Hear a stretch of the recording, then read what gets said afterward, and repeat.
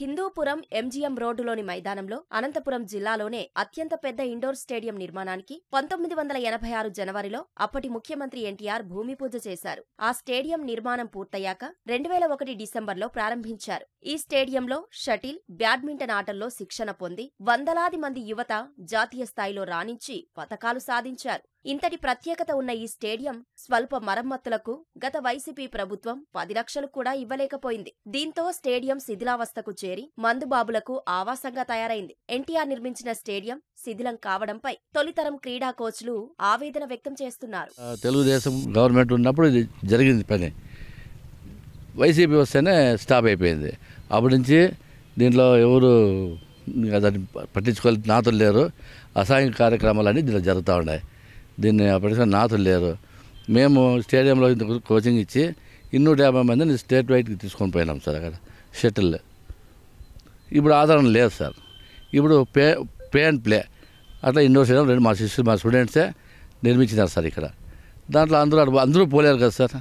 మేము ఇక్కడ పూర్ పీపుల్స్కి ప్యాడీస్ ఇస్తూ ఉంటాము, చేసుకోవడానికి మెటీరియల్స్ కూడా మేమే ఇస్తూ ఉంటాము. ఇప్పుడు అక్కడ 2000 పే చేయాలా నేర్చుకోండి. ఇక్కడ 100 రూపీస్ కట్టి ఫ్రీగా ఆడేవాళ్ళే లేరు మాకు.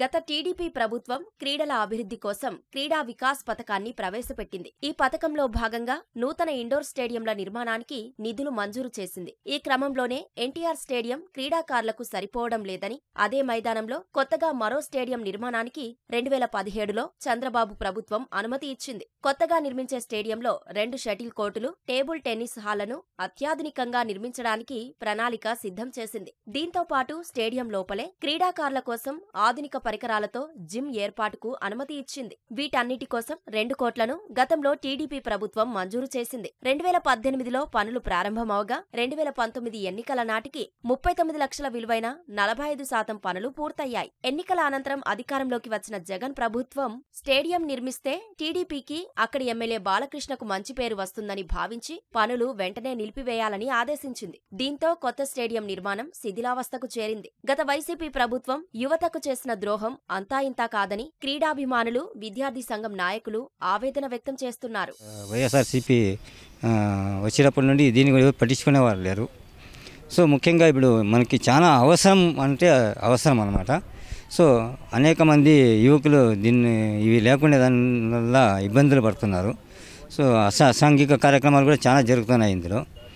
సో మనకు ముఖ్యంగా ఇండోర్ స్టేడియం అనేది నిర్మించగలిగి ఇచ్చి క్రీడాకారులకి కొద్దిగా ప్రోత్సాహం కలిగిస్తే ముఖ్యంగా చాలామంది క్రీడాకారులు అనేక రాష్ట్ర, జాతీయ స్థాయి, జిల్లా స్థాయి పోటీల్లో గెలుపొంది విజయ సాధిస్తారని నేను ఆశిస్తున్నాను సార్.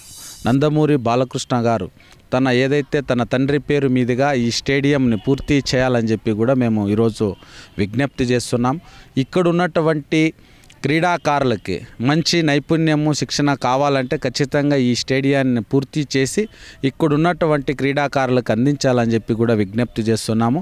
గతంలో కూడా వాళ్ళ నాన్నగారి పేరు మీదుగానే అక్కడ పెద్ద ఇండోర్ స్టేడియం ఏర్పాటు చేశారు. దానికి కూడా మరమ్మతులు చేసి దానిలో కూడా ఉపయోగంలోకి తేవాలని చెప్పి కూడా మేము తెలియజేస్తున్నాం. ప్రస్తుతం హిందూపురంలో 2 ప్రైవేట్ స్టేడియంలు ఏర్పాటు చేశారు. వీటిలో శిక్షణ కోసం ప్రతి నెల 1000 రూపాయలకు పైగా వసూలు చేస్తున్నారు. దీంతో ఆర్థిక స్తోమత లేని పేద యువత శిక్షణ పొందలేక ఇబ్బందులు పడుతున్నారు. నిర్మాణంలో ఉన్న స్టేడియాన్ని కూటమి ప్రభుత్వం త్వరగా పూర్తి చేసి అందుబాటులోకి తెస్తే ఉపయోగంగా ఉంటుందని హిందూపురం యువత విజ్ఞప్తి చేస్తున్నారు.